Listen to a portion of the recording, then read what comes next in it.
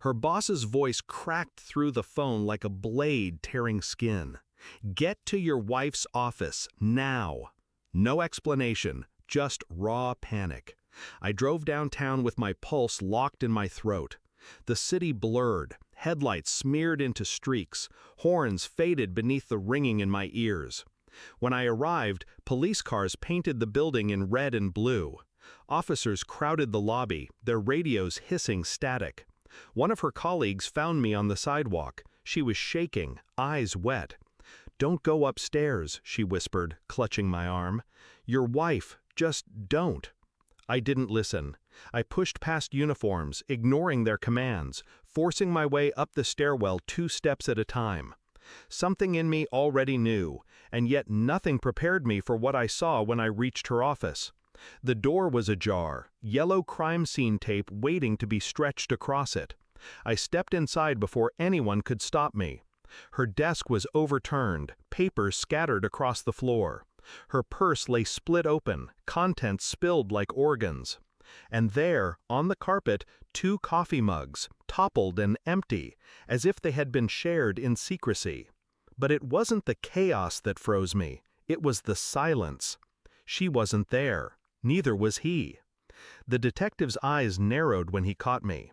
He tried to usher me out, but I caught sight of a framed photo on the floor, its glass cracked from the fall. My wife, smiling, with her boss. Too close, too familiar. My chest locked. I told myself it was nothing, a coincidence. People frame photos with their coworkers, don't they? But the look on her colleague's face downstairs had said enough. She wasn't crying for danger, she was crying for shame. And in that moment, denial began to splinter. I didn't accuse, not yet. Instead, I collected fragments in silence. Her late nights, her sudden business trips, the way her phone was always face down, notifications muted. I checked call logs when she slept. I copied numbers into my phone, disguising them as harmless contacts. I tracked emails she forgot to delete, piecing together itineraries that didn't match her stories. And then I found the receipt. A hotel room 2 blocks from her office, paid in cash. No record of her company's involvement.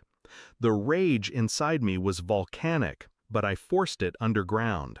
On the surface, I was the same husband she thought she controlled, smiling, calm, play-acting love while the truth sharpened beneath my skin.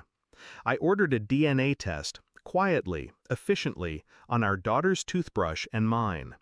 I told myself it was paranoia, a cruel, unnecessary thought, but the box of doubt had already opened, and I couldn't close it. Every interaction after that was theater. Her laughter at dinner, her excuses for staying late. I played my role, nodding, smiling, even touching her hand across the table. All the while, I waited, for the report, for the truth. The envelope arrived on a Thursday, thin, harmless in appearance. Inside, 2 pages. Cold, clinical, undeniable. Our daughter was not mine. I read it once, twice, my pulse slowed instead of racing. The storm I expected didn't come. Instead, clarity, pure and sharp as broken glass. That night, I set the report on the kitchen counter, folded neatly beside her wine glass. She came home late, cheeks flushed from whatever excuse she'd rehearsed. She froze when she saw it. Her hands trembled as she opened it. I watched the color drain from her face, watched her mouth struggle to form words. "I can explain," she whispered. I didn't respond. I only stared, expressionless. The silence cut deeper than any scream could. The next morning, I walked into her office unannounced. Her boss was there, startled by my presence. I laid the report on his desk without a word. He looked, read, his face collapsed under the weight of it. He knew instantly what it meant, what it exposed. His affair wasn't just reckless, it was branded into a child's blood. My wife arrived minutes later, panic written across her skin. She saw the papers in his hands and broke. Tears, begging, frantic whispers of please that fell useless between us. I stood between them, silent, composed. My revenge wasn't a scream, nor a blow. It was exposure, pure, public, inescapable. And then I left them there, drowning in the wreckage they had built together. I didn't take the report back. I didn't take anything back. At home, I packed in silence. My daughter, hers, his, slept upstairs. I kissed her forehead once, not as a father, but as a man saying goodbye to a lie he had carried too long. I carried no anger with me, only finality. Some betrayals scream. Mine whispered until it rotted everything. But now the whisper was gone, and in the hollow quiet that remained, I felt something sharper than grief: freedom. I closed the door behind me, certain I would never look back.